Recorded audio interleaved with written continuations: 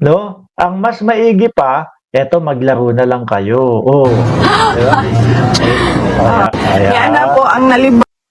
aliwin nyo na lang ang sarili nyo diyan sa ICC. 16 million kasama pa loyalista diyan. Budol kasi ang ama mo. Nagagalit si Jordan G. Oh. Bakit pa pinag-aaksaya ng panahon itong si Sara, no? Na ito, na high blood ako dyan. Sa ulo na yan. Oh, sabi ni Erin Sabas, tanga mo Mark Serisa, presidente. Naku po, maniwala kayo. Yang Sara Duterte ninyo, kapag ka nagtambal, kung magtambal man Risa Ontiveros at First Lady Lisa Marcos, vice versa, ilalampaso. Yang Sara Duterte ninyo, mga DDS. Masakit pakinggan. Ano po? Pero maaaring mangyari. Kasi bakit?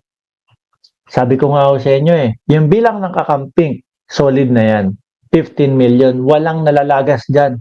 Kung titingnan nyo po, from 2016, 14 milyones sila. Kung 2016, 14 milyones sila.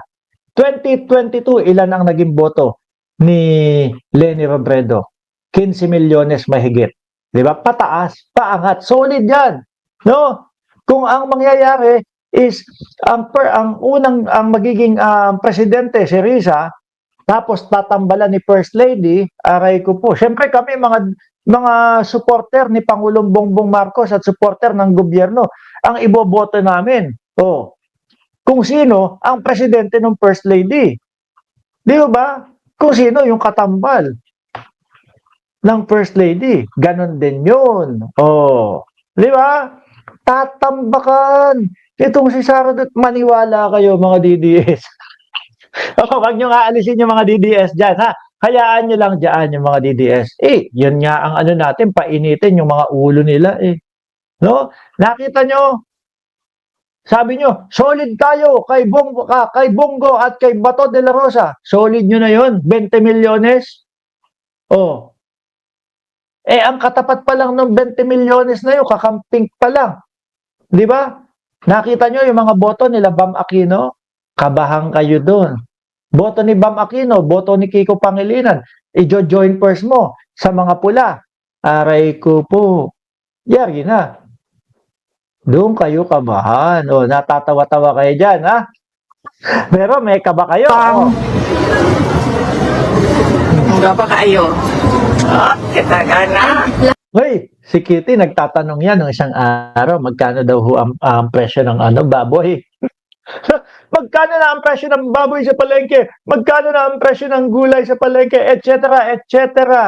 Ang tanong ng iba, magkano ang presyo ng chongki daw? Para mag-wake and bake, oh. Ayan ang magigay sa kanila. Medyo mag-ano ho sila. Magpakasaya na lang muna. Joel is loser. Sabi ni Kuya Joseph, tutorial, JIL. Hi! Wapo na siya naligo. Sa tinuod lang. Naligo po. Excuse me. Naligo. Kada adlaw. Sandali nga. May mga DDS Kailangan bigyan din natin ng suporta yung mga kasulid natin. Oh, isang bagsak muna, isang sulid. Nandiyan yung kamao, tapos lagyan nyo ng heart na green. Sulid, kamao, tapos heart na green. O yan. Yan ang laging kinukomento ho, mga kababayan, ng mga DDS. Kapag kayong wala nang maipaliwanag, hindi makabato, hindi makaresback doon sa ating sinasabi, bigla kayong babanatan yan. Sulid! Sulit pa din kami. Basta, Sara pa din kami. O yan, ganyan. No?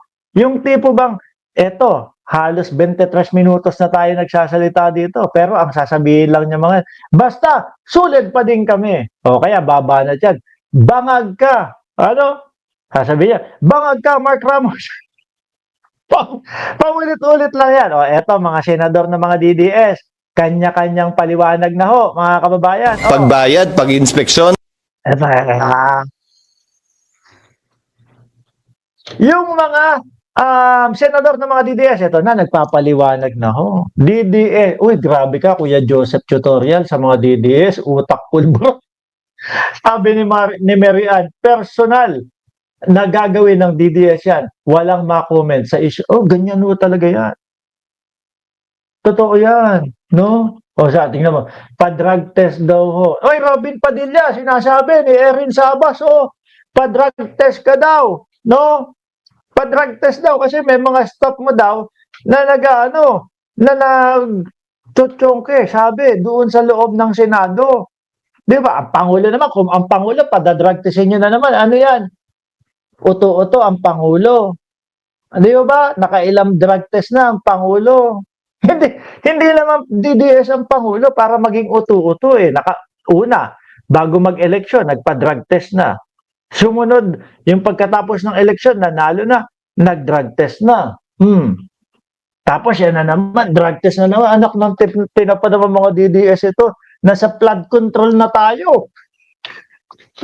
Nasa flood control na tayo. Drug test pa din. Oh, eto, Chis Escudero, Bongo, Villanueva, pag-uusapan natin. Drug test pa din ang isisingit ninyo. Ano yan? Di ba eto yung mga senador ninyo, natuwang-tuwa kayo kasi nga napigilan nila na ilabas yung ebidensya para doon sa impeachment ni Inday Sara Duterte. Pero wag ka.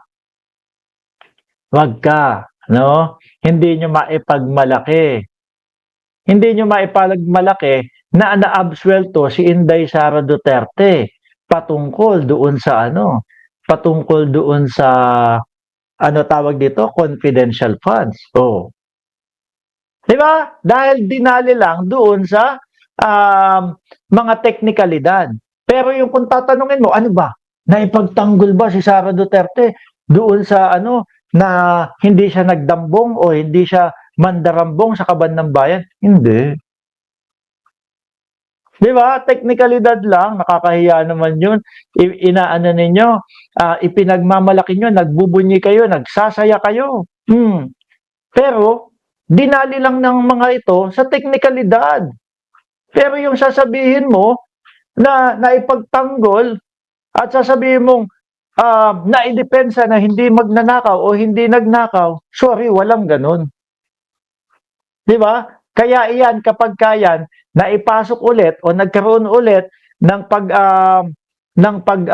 papa-impeach sa vice-presidente sa 2026 February, aray ko po, at tama yung naging proseso, naku po, yari na itong mga ito. Oh, si Cheese, papaliwanag, no? Patungkol doon sa kontraktor na kaibigan niya. Taga Sorsogon eh. Di ba? Kung makikita nyo yung insertion, mga kababayan, nangunguna doon yung Bulacan.